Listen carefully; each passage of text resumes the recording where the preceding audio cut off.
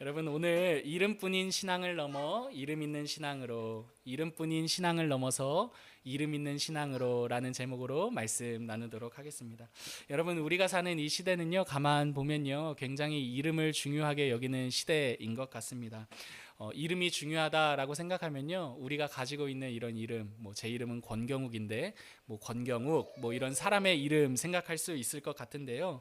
여러분 사실 이름이 갖는 의미는요, 사람의 이름에게만 있지 않다는 것 알 수 있습니다. 한번 생각해 보십시오, 여러분. 대학에도 이름이 있고요, 그죠? 어떤 직장에도 이름이 있고, 또 우리가 사는 그 거주지에도 이름이 있죠, 그죠? 이름은요, 어떤 사람에게만 있는 것 아니라 어떤 특별한 대상들에게, 각각의 대상들에게 있는 것이 이름이라는 것 알 수 있습니다. 여러분 각 대상마다 이렇게 이름이 있고요, 이때의 이름은요, 그 대상이 가지고 있는 가치를 의미합니다. 그죠? 그 이름이 가지고 있는 이름은 곧 가치와 동일하죠. 그래서 여러분 한번 생각해 보십시오. 모두가요 다 이름 있는 대학을 원해요. 그죠? 이름이 가치이니까 이름 있는 대학을 원하고, 또 이름 있는 직장을 원합니다. 그래서 자제분들 있으신 분들은 이런 우리 자식이 이번에 어디 대기업 취업했어, 그죠? 이런 것들 이야기하는 거 보면 그 대기업에 취업했다는 그 이름이 가치이기 때문에 그렇게 이야기하는 거죠. 또 여러분 거주지가 갖는 이름에도요 가치가 있습니다. 우리 교회도 나름 강남 아닙니까? 이 동네에 와보지 못하신 분들은 강남에 개척했습니다 이러면 다들 이러세요. 무슨 개척교회가 강남이야? 이런 얘기하세요. 그런 강남인 줄 아시는 거죠. 어쨌든 간에 여러분 이렇게 거주지에도요 이름이 있어요. 그죠? 강남이라는 그 이름이 갖는 그 가치. 우리가 사는 시대는요, 이렇게 이름이 갖고 있는 이 가치를 굉장히 소중하고 중요하게 여기는 시대인 것 같습니다. 여러분 근데 이러한 장면은요, 교회에도 마찬가지인 것 같아요. 왜냐면 예전에 어떤 한 분과 대화하던 중에요, 그분이 굉장히 자랑스럽게 굉장히 누구나 이름만 들어도 알 법한 큰 교회였거든요. 저는 이렇게 큰 교회, 땡땡땡 교회에 다니고 있는 집사입니다, 이렇게 자기를 소개했을 때 굉장히 막 자신 있게, 자신감 있게, 자랑스럽게 소개했던 그 표정이 잊혀지지 않기 때문입니다. 그분에게도 어떤 교회, 그 큰 교회, 훌륭한 교회, 칭찬받는 그 교회의 그 이름이 본인에게 굉장한 가치가 있는 교회라는 것을 이렇게 염두에 두었기 때문에 그런 표정이 나왔던 것이라 생각합니다. 여러분 오늘 제가 왜 이렇게 이름 이야기 하느냐면요, 오늘 우리가 읽은 이 본문 속에 등장하는 4대 교회 역시도요, 굉장히 자신들이 가진 이름, 4대 교회라는 그 이름에 굉장히 자부심을 가졌던 교회이기 때문입니다. 그런데 여러분 예수님께서요, 그렇게 자기들의 이름에 자부심을 가졌던 그 4대 교회를 향해서요, 그 사람들의 생각과는 전혀 다른 평가를 내놓습니다. 여러분 1절 눈으로 한번 보실까요? 1절 보시면요, 예수님께서 그 4대 교회를 이렇게 이야기하세요. 살았다는 이름은 가졌으나 무엇한 교회라고요? 죽은 교회다라고 말씀하십니다. 여러분 4대라는 이 지역은요, 사실 과거에 굉장히 영광스러운 도시 중에 하나였어요. 모두가 부러워하는 도시였고요, 모두가 다 서울 살 때 강남 삽니다 하면 와 이러듯이 4대 삽니다 이러면 와 좋은 도시에 사네요 하는 도시가 바로 4대였습니다.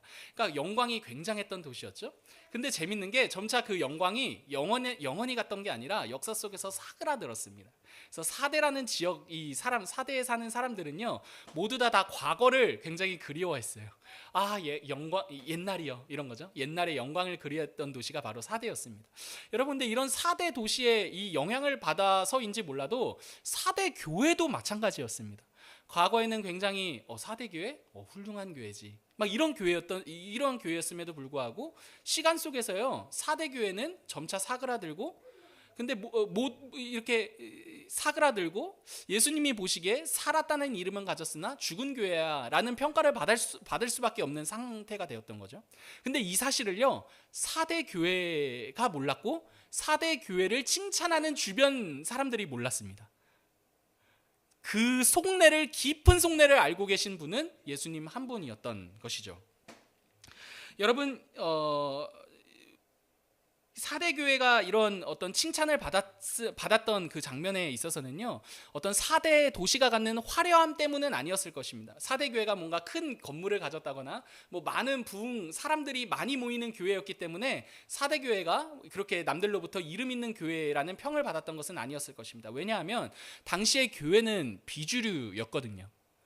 소수였고 쉽게 누구나도 쉽게 박해할 수 있는 대상이 교회였기 때문에 4대 교회가 훌륭한 교회야 라는 과거의 평판이 있었을 때 그 장면은요, 큰 건물을 가졌다거나 많은 성도의 수가 모였기 때문은 아니었을 것입니다. 분명히 이 교회는요, 적은 수였음에도 불구하고 예수님에 대한 신실함을 지켰던 교회였기 때문에 4대 교회는 이름 있는 교회야, 살아있는 교회야, 이런 평을 받았을 것이죠.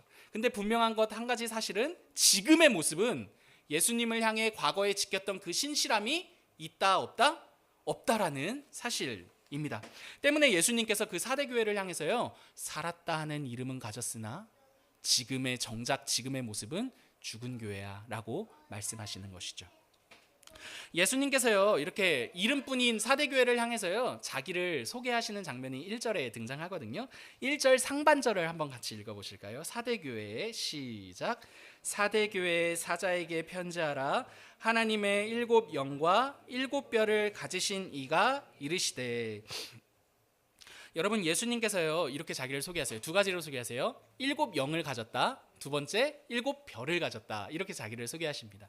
여러분, 이 소개는요, 4대 교회를 향해서 너희가 갖고 있는 문제에 대한 유일한 답은 바로 나야 라는 소개의 내용이 됩니다. 여러분, 하나하나씩 한번 설명해 드릴게요. 한번 들어보세요. 여러분, 먼저 7 영에 관련된 이야기입니다. 여러분, 4대 교회의 문제가 무엇이었죠? 살았다는 이름은 가졌으나 정작은 죽었다라는 것이 4대 교회의 문제였죠. 여러분, 죽은 교회입니다. 죽은 교회에 있어서 적실한 답은요, 7 영을 가졌다라는 예수님의 자기소개입니다. 여러분, 7 영은요, 들어보십시오. 여러분, 지금 7 교회 시리즈잖아요. 우리가 이전에 첫 번째 시간에 나누었듯이 7이라는 이 숫자는 하나, 둘, 셋, 넷, 다, 여, 7, 이 카운트할 때의 7이 아니라 상징으로서의 7이라고 했던 거 기억하십니까? 완전수입니다. 완전. 그래서 여러분, 요한계시록의 7 교회는요, 7개의 교회에게만 말씀하신 게 아니라 모든 교회에게 하시는 말씀인 거죠. 여러분, 7 영도 마찬가지입니다. 7 영은요, 완전한 영을 뜻합니다. 여러분, 이 완전한 영 누구이십니까? 성령이죠. 성령. 지금 예수님께서 성령을 가진 분으로 자기를 소개하시는 겁니다. 근데 여러분, 한번 생각해 보십시오. 성령 하나님께서 하시는 일이 무엇입니까? 성령 하나님이 하시는 일이, 여러분, 살리는 영입니다. 성령은. 그죠? 여러분, 따라해 보십시오. 성령은 살리는 영이다.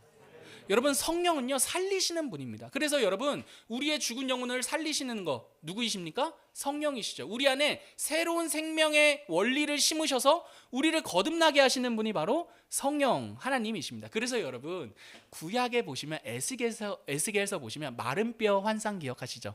유명하니까. 마른 뼈 환상에서 생기가 들어가요. 마른 뼈들이 다 막 맞춰지고 사람이 됐는데 움직이지 못해요. 근데 결국에 움직이게 하는 게 뭐냐면 하나님으로부터 시작된 생기입니다. 생기. 여러분, 그 생기가 바로 성령입니다. 성령. 그죠? 마른 뼈를 살게 하는 것, 성령인 거죠. 그러니까 여러분, 성령 하나님은요, 살리시는 영인 거죠. 그러니까 여러분, 죽은 4대 교회를 살리는 분은 누가 되셔야 됩니까? 성령이 되어야 되는 거죠. 그러니까 여러분, 4대 교회, 죽어있는 4대 교회에게 예수님께서 7 영을 가진 분이다라는 자신의 소개는요, 굉장히 소망이 있는 말인 거죠. 마른 뼈와 같은 우리도 그 예수님을 통해, 그 예수님께서 가지신 성령을 통해 우리가 어떻게 될 수 있다? 살아날 수 있구나라는 의미입니다. 여러분, 이 자리 가운데 우리의 신앙이 뭔가 침체되고 이건 아닌데 뭔가 우리가 뭔가 이 자리에서 계속 맴도는 것 같은 그때, 여러분, 누구께 도움을 구해야 됩니까? 성령 하나님께 도움을 구하셔야죠. 왜요? 성령은 살리는 영이십니다. 여러분, 또 다음으로 7 뼈를 가지시니라고 말씀을 하세요. 여러분, 사실 7 뼈도 굉장히 이와 비슷한 맥락이긴 한데요. 여러분, 7 뼈는요, 7 교회, 그 교회와 연결되는 상징적인 표현입니다. 그러니까 7 뼈를 붙들고 계시다, 가지고 계시다라는 이 뜻은요, 7 교회를 통치하고 다스리시는 이가 누구다? 예수님이시다라는 의미가 7 뼈를 가지신 이라는 소개 안에 담겨 있는 내용이죠. 여러분, 근데 이 동시에요, 7 뼈를 가졌다라는 이 말은요, 당시에 굉장히 도전적인 말이었어요. 왜냐하면 당시에 이 별을 통치한다, 그 우주를 통치한다, 전 세계를 통치한다는 개념에서 별을 가지고 있는 사람은 유일하게 한 분이었거든요. 그 당시의 배경에서 누구였을까요? 바로 황제였습니다. 황제, 로마 황제. 로마 황제만이 7별을, 그 별을 가진 사람이라고 칭할 수 있었는데, 그래서 실제로 그 당시에 썼던 주화 동전을 보면요, 황제의 얼굴 뒤에 별들을 박아 놓습니다. 왜요? 그 별을 다스리는 이가 누구이기 때문에? 황제이기 때문에. 근데 여러분, 그 시대 속에 그 7별을 가지신 이가 누구래요? 예수님이라고 소개하니까 이 소개는 굉장히 도전적인 소개인 거죠. 야, 겁도 없네. 겁을 상실했네. 이런 표현이 바로 이 예수님께서 7별을 가지신 이라는 이 내용 안에 담겨 있는 내용입니다. 여러분, 하지만 이 사대 교회에 있어서 7별을 가지신 이가 예수님이라는 이 소개는요, 사대 교회로 하여금 다시금 환기하게 되는 이 소개인 거죠. 그죠? 막 몰입해 살아요. 로마 황제가 다스리는 세상인 것처럼 몰입해 살지만 다시 한 번 더 환기해서, 아, 그래, 우리의 인생과 우리의 삶과 이 세상 만물을 통치하시는 이는 누구이시다? 예수님이시지. 그 주님이 오늘도 우리의 삶을 붙들고 계시지. 로마 황제가 우리를 붙들고 휘어잡는 게 아니라 그 주님이 우리의 삶을 붙들고 우리를 인도해 가시지 라는 생각을 갖게 만드는 소개가 바로 7별을 가지신 이라는 소개였습니다. 여러분, 정리하면요, 과거의 영광은 지나간 채 이름뿐인 신앙에 머물러 있는 사대교회를 향해서요, 예수님께서 이렇게 말씀하시는 거죠. 야, 사대교회야, 사대교회야, 이름뿐인 너희의 그 신앙 누가 살릴 수 있는 거냐? 내가 살릴 거야. 내가 살리는 너희의 하나님이야. 그리고 또 뭐라고 말씀하시는 거죠? 로마 황제가 다스리고 너희의 삶을 통치하고 붙드는 것 같지? 하지만 너희의 삶 누가 여전히 붙들어 가시며 붙들어 인도해 가실 거라고 말씀하시는 거죠? 예수님이 인도해 가실 거라고 말씀하시는 게 오늘 이 소개 안에 담겨 있는 내용이 되는 거죠. 여러분, 이렇게 생명을 주시는 예수님, 교회 곁을 떠나지 않고 영원히 교회와 함께 하시며 교회를 붙드시는 예수님께서요, 예수님에 대한 이 자기의 소개는요, 사대교회뿐만 아니라요, 오늘을 사는 우리들에게도 굉장한 위로가 되죠. 왜 위로가 되느냐 하냐면요, 여러분, 지금 사대교회가요, 다른 7교회와 다른 한 가지 점이 있어요. 뭐가 있냐면, 여러분, 보통 예수님께서 자기를 소개하신 다음에는요, 그 교회를 향한 칭찬을 하십니다. 근데 오늘 사대교회 안에는 칭찬이 있다 없다? 칭찬이 없습니다, 여러분. 근데 여러분, 이렇게 칭찬받을 게 하나 없는 교회를 향해서도요, 예수님이 무엇하고 계십니까? 끊임없이 자기를 말씀하고 계시기 때문입니다. 여러분, 이 사실은 사대교회나 우리에게나 굉장한 위로가 되지 않느냐는 말입니다. 여러분, 생각해 보십시오. 칭찬할 것이 하나도 없는 교회임에도 불구하고 예수님이요, 계속 말씀하세요. 여러분, 이게 왜 위로가 되느냐 하냐면, 여러분, 칭찬할 게 하나도 없는 사람과 우리가 교제를 한다 생각해 보십시오. 여러분, 우리 실력에서는요, 손절하고 싶습니다. 그렇지 않습니까? 여러분, 너무 매너 없어. 너무 버릇도 없고 너무 나에게 막대해. 칭찬할 게 하나도 없는 사람입니다. 여러분, 그러면 우리 마음 같아서는요, 에라이, 손절하고 말지. 다음에 내가 너랑 사귀나 보자. 여러분, 이게 우리 실력 아닙니까? 근데 여러분, 지금 사대교회는요, 예수님이 자기의 몸을 내주고 자기의 모든 생명을 내어서 사신 교회임에도 불구하고요, 사대교회가 예수님에 대해서 칭찬받을 것 하나 없이 행동하며 살고 있습니다. 여러분, 그러니 예수님 입장에서 손절하셔도 할 말이 없죠. 근데 그럼에도 불구하고 지금 예수님이 어떻게 하세요? 손절치 아니하시고 계속해서 사대교회를 향해, 칭찬할 것 하나 없는 교회를 향해 말씀하고 계시다라는 말입니다. 여러분, 이 장면은요, 우리에게도 동일하세요. 여러분, 한 주 어떻게 사셨습니까? 뭐 잘 사셨다 하면 할 말은 없지만요, 여러분, 칭찬 충분히 받을 만큼 사셨습니까?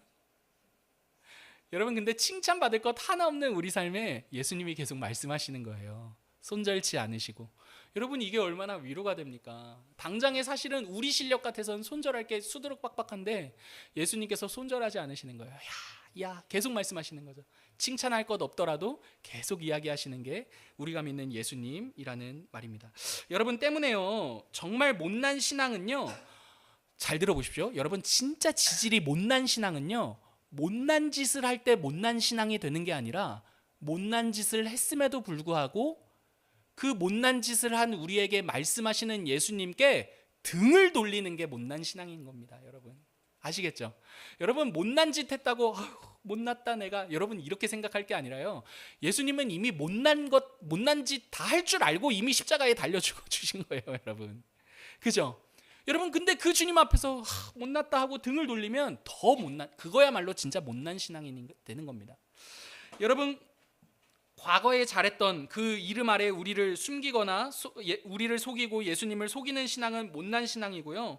우리가 아무리 우리 스스로를 칭찬할 게 없다 할지라도 여전히 주님이 우리에게 말씀하시지, 여전히 주님이 우리에게 손절하지 않으시지, 우리에게 담을 싸지 않으시지, 여전히 우리에게 손 내밀고 계시지, 그렇게 손 내미시는 예수님께 나아가는 게 건강한 신앙이라는 것 기억하시기를 바랍니다. 여러분 2절 보시면요, 그렇게 사대교회와 손절치 아니하시는 예수님이 그 이름뿐인 사대교회를 향해서요 한 가지 이제 어떤 해법을 주세요. 해법. 그게 무엇인고 하니 여러분 2절 같이 한번 읽어볼까요? 2절 같이 읽어보겠습니다. 시작. 너는 일깨어 그 남은 바 죽게 된 것을 굳건하게 하라, 이렇게 말씀하시죠. 여러분 보세요, 여기서 일깨어라는 말이 있죠. 일깨어, 이거를요 깨어나다라고 이렇게 이렇게 번역해도 되거든요. 그러니까 깨어나다로 읽어주시면 좋겠어요. 그러니까 예수님께서 야 일어나, 이렇게 깨우시는 거예요. 깨어나라, 이렇게 말씀하시는 거죠. 여러분 예수님께서요 이름뿐인 사대 교회를 향해 깨어나라라고 말씀하시는 거는요, 이름뿐인 교회에서 너희가 만족하지 말고 거기 그 자리에 머무르지 말고 진짜 진정한 이름 있는 교회가 되라라고 깨우시는 장면입니다. 여러분 그러면 어떻게 하면 이 사대 교회가요 이렇게 깨어날 수 있는지에 대해서 예수님께서 방법을 또 제시하세요. 그게 무엇인고 하니 바로 이어지는데 너희에게 남은 바 곧 죽게 된 것을 굳건하게 하라라는 말씀입니다. 여러분 이 말이 무슨 말인지 제가 설명해 드릴게요. 여러분 이 말은요, 너희에게 남아있는 그것, 너희에게 지금 너희가 진짜 이름뿐이긴 하지만 그래도 남아있는 게 있어. 그 남아있는 그것, 곧 죽어서 없어질 것 같은 그것을 잘 세워나가야 돼. 그러면 너희가 이름뿐인 신앙이 아니라 이름 있는 신앙이 될 거야 라고 말씀하시는 거죠. 여러분 그 남은 바 된 것, 곧 죽게 되어 없어질 것 같은 그 사대교회에 이렇게 희미하게 남아있는 것이 무엇인고 하니 2절 다시금 보시면요 행위로 등장합니다. 행위. 여러분 잘 들어보세요. 여러분 기독교 신앙의 핵심 진리가 뭐죠? 핵심? 여러분 종교개혁 들어보셨어요? 종교개혁의 핵심되는 내용이 무엇이죠? 이신칭의입니다. 따라해 보시겠어요? 이신칭의. 여러분 이게 한자어예요. 한자어. 어렵죠? 풀어서 얘기하면 믿음으로 의롭게 됩니다 라는 뜻입니다. 믿음으로 의롭게 됩니다가 이신칭의의 뜻입니다.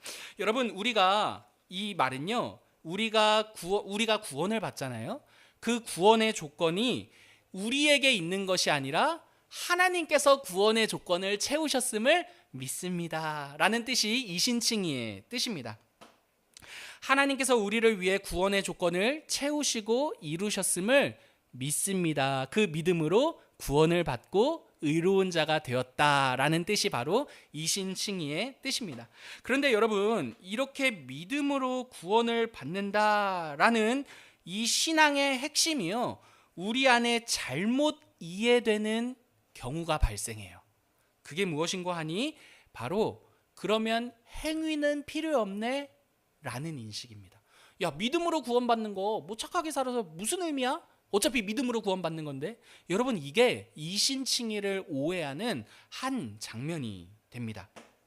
여러분 맞습니다. 물론 우리가 구원을 충족하기 위해서요 하나님 앞에 가져다 드려야 할 행위는요 단 하나도 없습니다. 왜냐하면 그분이 우리를 위해 모든 구원의 내용을 이루시고 완성하셨기 때문입니다.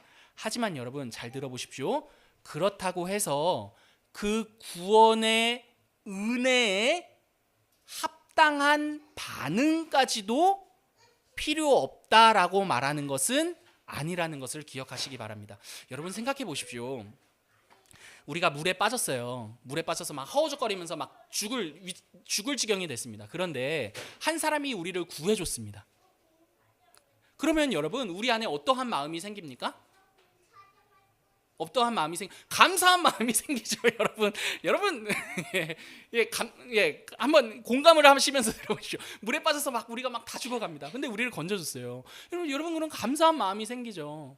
여러분, 근데 우리가 건짐을 받았는데, 내가 이렇게 만약에 감사한 마음이 드는 거는 내가 온전히 이 사람이 나를 은혜로 구원해 준 걸 인정하지 않는 행위야 하면서 막 감사한 마음을 막 누르고 감사한 막 태도를 취하지 않는다면, 여러분 이거야말로 이상한 일 아니냐는 말입니다. 여러분, 구원을 받은 자 안에는요 반드시 은혜에 대한 감격이 있습니다.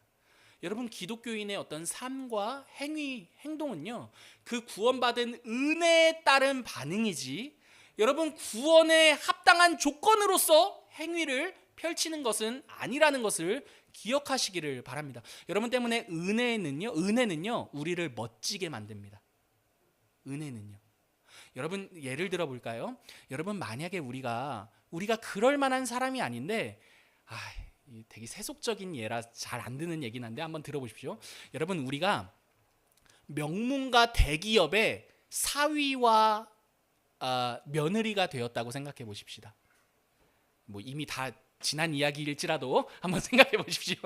여러분, 명문가의 사위와 며느리가 되었습니다. 근데 여러분, 우리 집안은요 아무것도 내세울 게 없어요. 근데 그 명문가가 우리 딱 사람만 보고 우리를 딱 이렇게 했어요. 그런데 어느 날 우리에게 이런 말을 하는 거예요. 우리 집안에 장가오고 시집 왔으니 이제는 우리 집안에 이 좋은 내력과 전통이 있다. 이거를 이제 함께 같이 지키며 살아가자, 뭐 이렇게 말합니다. 여러분, 물론 그게 족쇄처럼 느껴질 수도 있죠. 근데 최대한 좋게 생각해 보자고요. 여러분, 좋게 생각했을 때, 여러분 그 명문가에 들어가서 이제 내가 명문가의 어떤 사위로서 사는 그 어떤, 우리 집안은 고기를 먹을 때 나이프로 썰어 먹는다. 그냥 뭐 이렇게 많이 가위 쓰지 않고 썰어 먹는다 이러면, 여러분 그 썰어 먹는 그 예절과 그 태도가 우리 안에 짐으로 다가옵니까, 여러분? 제가 비유를 잘못 들었나? 여러분, 아무튼 생각해 보십시오. 굉장히 명예스럽겠죠. 나도 좀 뭔가 이 명문가에 걸맞는 이 수준과 품위가 생기는구나. 이런 명예롭다는 일이라는 걸 알 수 있겠죠, 여러분. 공감이 안 되시는 여러분, 어떤 예를 들어야 될까요? 여러분, 그럼 만약에 여러분 명문대에서 우리를 그냥 입학시켜줬다고 생각해 봅시다. 명문대에서, 서울대에서. 여러분, 서울대 들어갔더니, 여러분 이제부터는 서울대 학생이 되었으니 서울대 학생증을 가지고 다니며 어디를 가든지 신분을 묻거든 서울대 학생입니다 라고 하면서 서울대 학생에 걸맞는 품위를 유지하십시오. 이러면 여러분, 너무 족쇄 같아. 여러분, 이렇게 생각할 사람이 있습니까, 없습니까? 없죠. 당장에 뛰어나가서 서울대 학생이라는 품위를 선보이고 싶지 않겠냐는 말입니다. 여러분, 오늘 구원받았다라는 것이 그런 말입니다. 구원받아 우리 안에 그 그리스도인답게 살라는 이 말은요, 여러분, 그 구원받았다라는 명예를 따라 살아가라는 의미입니다. 여러분, 굉장히 제가 쓸데없는 예를 많이 들어서 이게 길어졌는데요. 계속해서 들어보십시오. 여러분, 그러니까 때문에 여러분, 어디까지 설교했더라?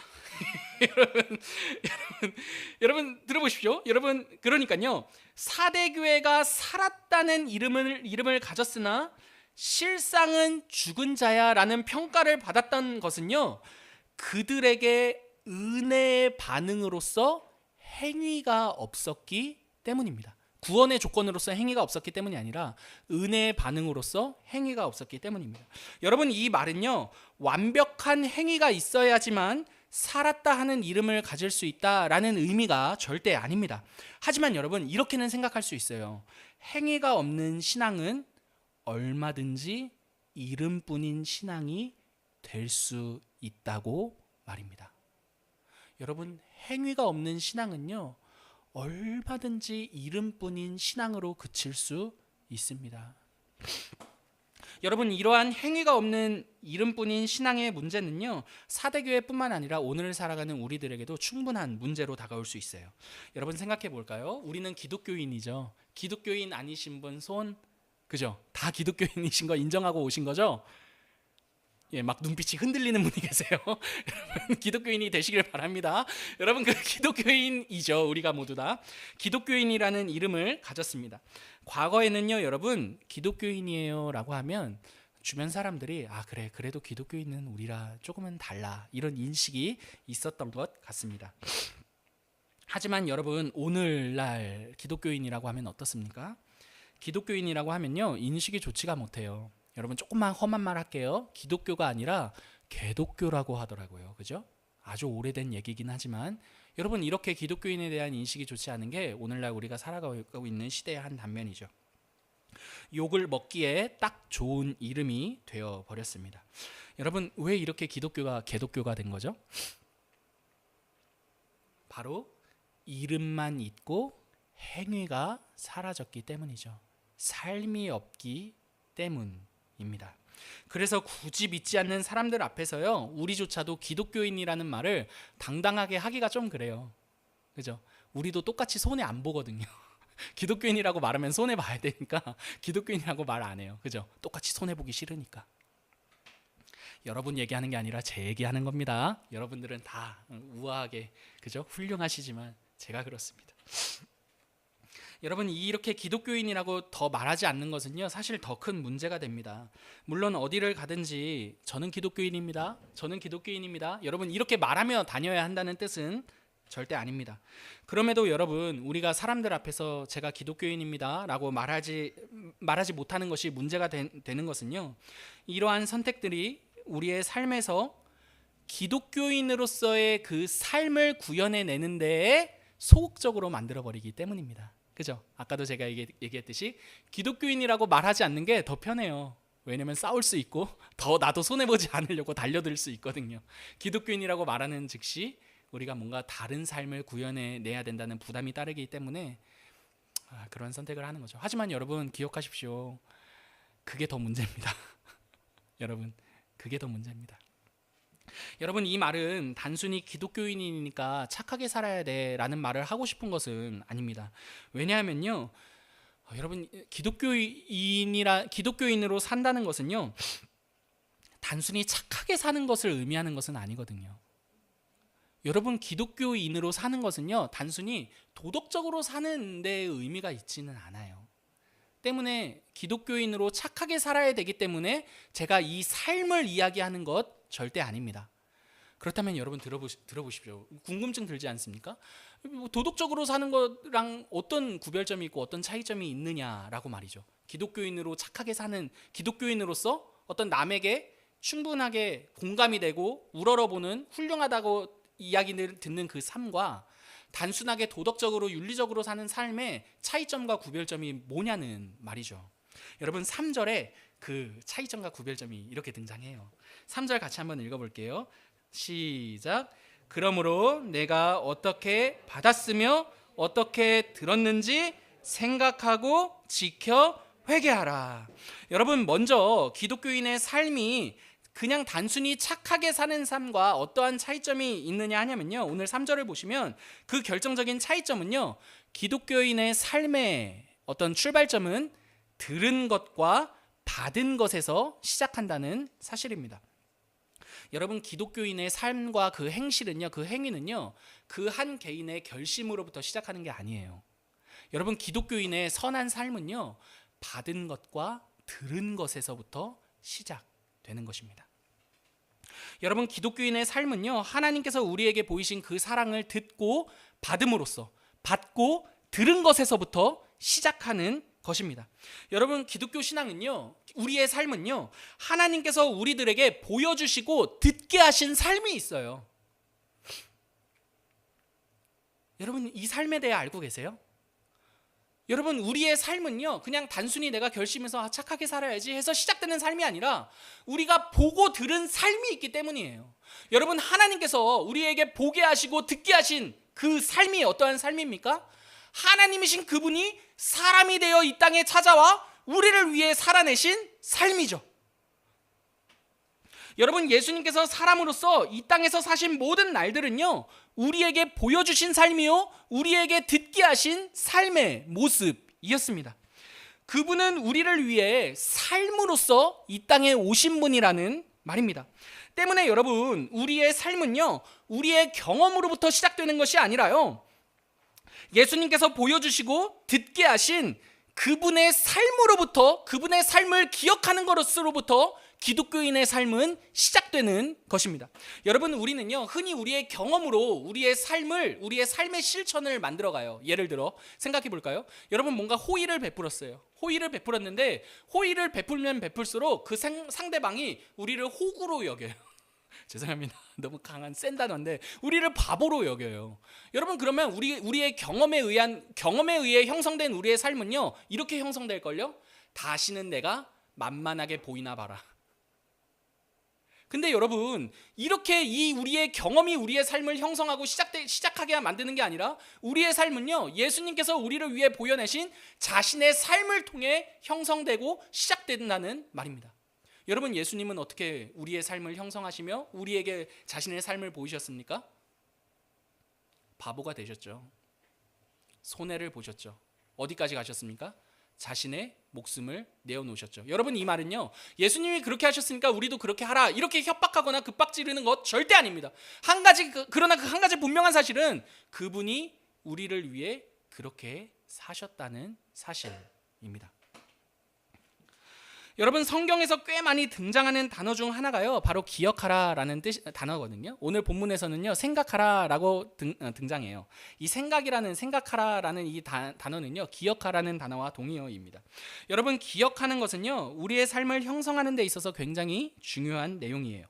한 가지 실례로요 이 기억하라는 단어가 곧장 등장하는 것은 아니지만 탕자의 비유 보시면 아버지의 재산을 가지고 탕진한 그 둘째 아들이 그 먼 타지에서 아버지를 생각하고 기억함으로써 돌아오게 되죠. 그죠? 여러분, 이렇게 기억한다는 행위는요 우리의 신앙에 있어서 굉장히 중요한 역할을 합니다. 탕자가요 아버지를 기억했을 때 자신의 선택이 만들어낸 그 초라한 결과를 후회했고요, 돌이켰고요, 회개함으로써 아버지께 돌아갈 수 있었죠. 이렇게 기독교인이라는 이름과 그에 걸맞는 삶이 한데 이렇게 서로 만나는 이 지점은요 하나님께서 우리를 위해 어떠한 일을 행하셨는지를 기억하는 것입니다. 여러분, 기억하는 것. 여러분, 그래서 히브리서 보면 이렇게 말해요. 우리의 생각과 마음을 예수 그리스도께 고정하라 이렇게 말해요. 여러분, 날마다 우리의 생각과 마음을요 그분이 행하신 일을 기억해내고 생각해내고 고정하는 행위는 우리의 신앙생활에 있어서 우리의 삶을 형성하는데 굉장히 중요하다는 것을 알 수 있는 대목입니다. 여러분, 우리는 뭘 기억합니까? 여러분, 제가 제 경험을 들어 살펴보면요 막 열받는 것만 기억나요. 그렇지 않습니까? 그 사람에 대해서 열받는 것만 막 집에 가면 그 당시에는 좀 뭐 그런가 보다 했던 일들도 집에 가면 열받아서 계속 기억이 나요. 그렇지 않습니까? 그 기억이 우리를 사로잡아요. 근데 여러분, 오늘 본문은요 이렇게 말하는 거죠. 그 기억, 너가 그 사람에게 당했던 억울함의 그 기억이 너를 형성하게 만드는 게, 너의 삶을 형성하게 만드는 것이 아니라 어떠한 기억이? 하나님이 너를 위해 어떠한 일을 행하셨는지, 그 주님이 우리를 위해 어떠한 십자가에 달리셨는지, 그 일을 기억함으로 우리의 삶을 형성하라고 오늘 본문이 우리들에게 말해주고 있는 거죠. 여러분, 우리 삶의 동기는요 바로 이렇게 하나님이 우리를 위해 행하신 그 일들 가운데에 있습니다.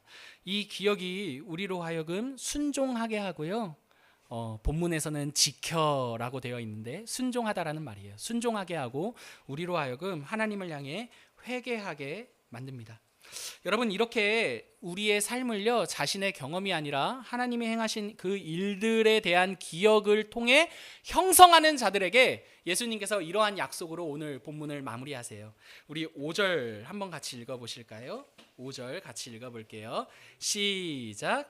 이기는 자는 흰옷을 입을 것이요 내가 그 이름을 생명책에서 결코 지우지 아니하고 그 이름을 내 아버지 앞과 그의 천사들 앞에서 시인하리라.